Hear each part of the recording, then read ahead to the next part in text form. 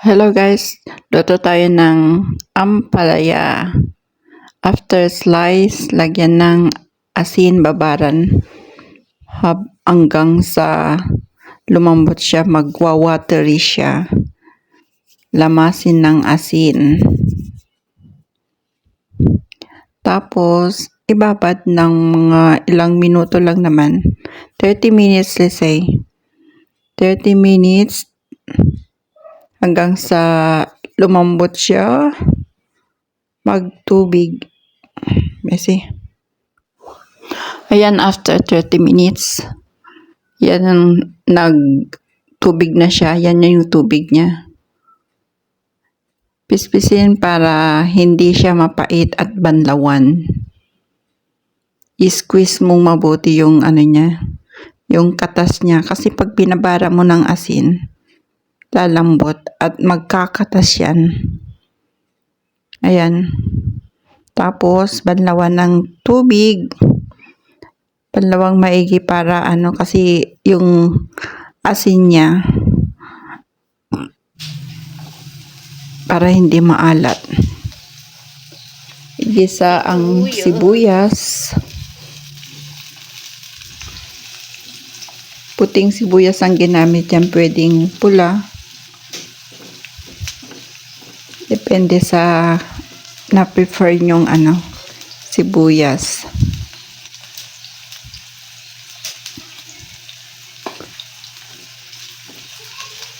After maluto yung sibuyas, magiging siya, colorless.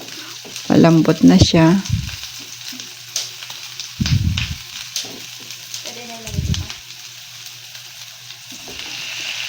Lagay natin ang kamatis. Ang kamatis nilagay ko dyan is 3 slice na kamatis. Ay 3 medium size na kamatis.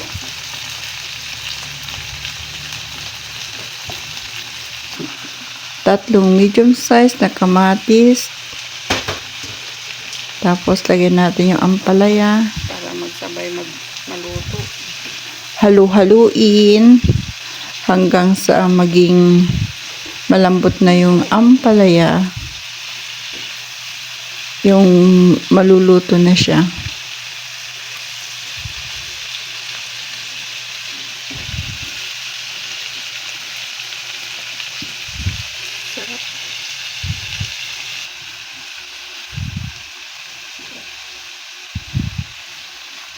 Yan, medyo na siya.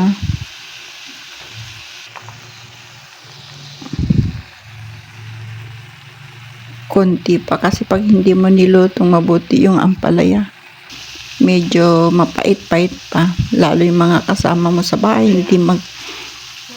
hindi sanay sa mga gulay, mga karne lang ang gusto. For me, I like more vegetable.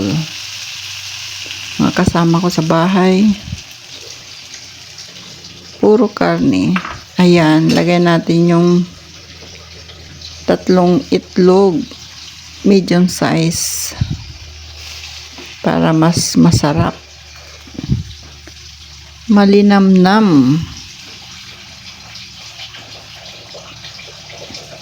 Nilagyan ko na pala ng yan, konting asin lang kasi yung ampalaya is medyo maalat-alat na. Tapos lagyan mo na rin lang ng seasoning. Optional. Pwedeng hindi. It depends on you.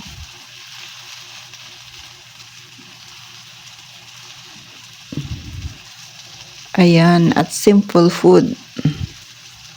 Ampalaya.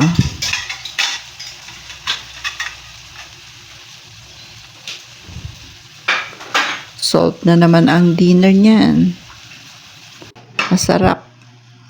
Ang ampalaya. Luto na. Ayan. Let's eat dinner.